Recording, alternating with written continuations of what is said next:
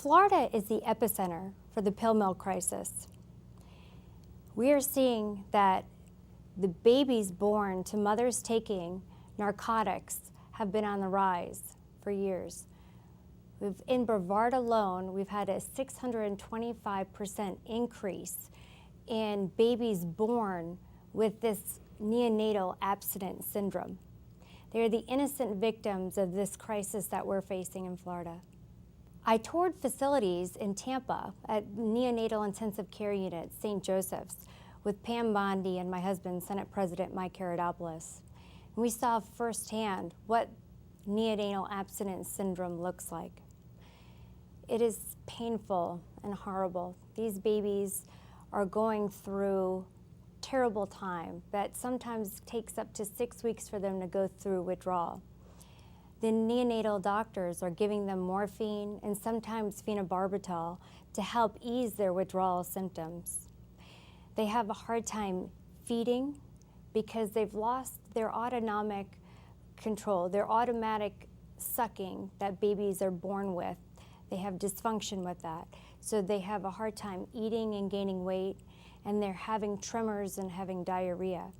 It also hurts their bones to be held by their mothers, and this is such an important time for mothers and babies to bond.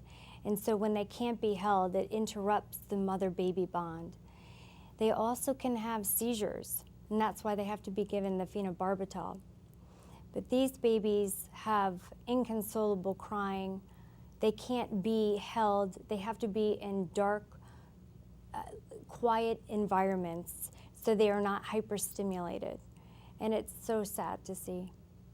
To address this problem of the neonatal abstinence syndrome, the legislature is currently trying to pass a bill that would establish a task force to be able to study the magnitude of the issue. The number of babies that are born, we believe, has been grossly underestimated for two reasons. One, the babies could be discharged in the hospital before showing withdrawal symptoms.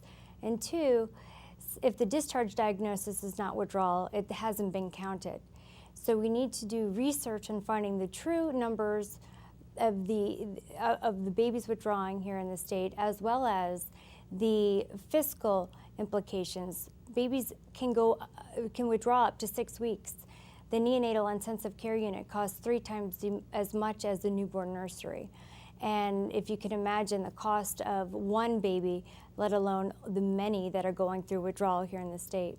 Also, the task force would address standards of care, that physicians would be able to treat the mothers who are expectant during pregnancy to lessen the neonatal abstinence syndrome, as well as getting prevention programs out there. So, of course, this problem hopefully one day won't exist.